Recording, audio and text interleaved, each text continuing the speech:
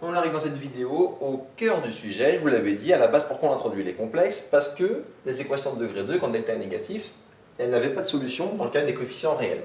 On a introduit les complexes pour pallier à ce problème. Justement, regardons comment ça fonctionne. Pour résoudre ces équations de degré 2 à coefficient réel ou complexe pour le coup, on va faire les deux. Alors commençons par cette première équation. La méthode c'est la même, on calcule delta. Delta c'est toujours b carré moins 4ac. B carré ça va donner ici 1. Moins 4ac ça va faire moins 4. Il faut donc ici moins 3 qui est négatif. Si on devait résoudre sur R, on dirait qu'il n'y a pas de solution, mais là on ne résout pas sur R mais sur C. Du coup il va avoir des solutions. Et les solutions vont être Z1 et Z2 qui valent moins B, ça fait moins 1. Et en fait après c'est plus ou moins une racine carrée de moins 3. Pas une racine carrée de moins 3 dans le monde des complexes, bah ça vaut quoi? Pour avoir une racine carrée de moins 1, il faut que je prenne I, et pour avoir une racine carrée de 3, il faut que je prenne racine de 3. Et toujours divisé par 2A, donc ici par 2. Et du coup, vous voyez qu'on résout sans aucun problème en prenant racine carrée ici de moins 3 qui vaut plus ou moins et racine de 3. Donc ça c'est pour ces petites équations qui allaient si vite, ça coefficient réel. Regardons ce qui se passe quand on a des coefficients complexes. Bon, en fait ce qui se passe c'est que c'est exactement la même chose. Delta égale b au carré moins 4ac, c'est la même formule. Ici b au carré c'est ce qu'il y a devant z, donc c'est moins 2i, je vais vraiment détailler. Ça fait moins 2i au carré. Moins 4ac, a c'est ce qu'il y a devant z au carré, donc là c'est 1, fois c c'est 2 moins 4i. Ça va nous donner moins 2i au carré. Alors regardons étape par étape. Moins 2 au carré, ça fait 4. I au carré, ça fait moins 1. On trouve moins 4. Moins 4 fois 2, ça va donner moins 8. Et moins 4 fois moins 4i, ça va donner plus 16i. Et ce qui donne ici donc moins 12 plus 16i. Donc je suis amené à calculer ici, pour pouvoir résoudre mon équation, à chercher les racines carrées de moins 12 plus 16i. Donc là mon delta c'est un complexe, mais c'est pas grave, la méthode c'est quand même la même. Je veux les racines carrées de moins 12 plus 16i. On l'a vu dans la vidéo précédente comment on fait les racines carrées de nombres complexes. Bah, du coup on va faire ça. On cherche, alors pour avoir la place, je vais faire ça comme ça. Je poursuis ici. Donc on cherche petit delta égale a plus ib, tel que petit delta au carré égale moins 12 plus 16i. Je cherche, si vous voulez, une racine carrée de ce grand delta qui est complexe ici. Comment ça fonctionne? On l'a vu, c'est un système, pour trouver ça, on a un système à résoudre. Ça va donner, quand je développe, je vais avoir du a au carré moins b au carré en partie réelle. Donc la partie réelle, a au carré moins b au carré, elle vaut aussi la partie réelle, c'est-à-dire moins 12.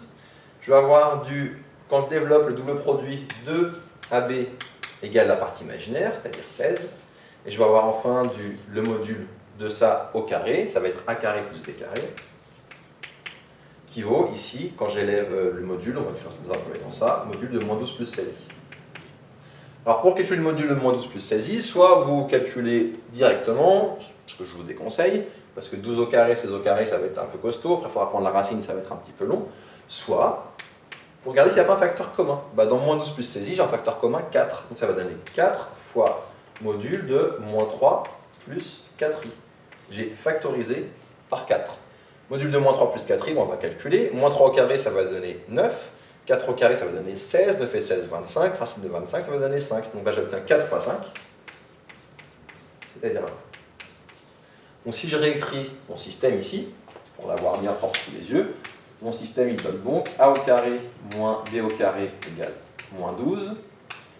2ab égale 16. Et a au carré plus b au carré égale 20. Pour résoudre ce système, tout le temps la même méthode, on va faire ligne 1 plus ligne 3. Parce qu'en faisant ça, moins b carré plus b au carré, ça va simplifier.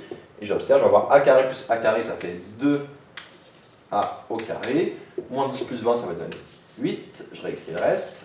2ab égale 16. a carré plus b carré égale 20. Je poursuis. Si 2a carré vaut 8, c'est que a carré vaut 8 sur 2, c'est-à-dire 4. Donc je trouve a au carré égale 4. 2ab égale 16.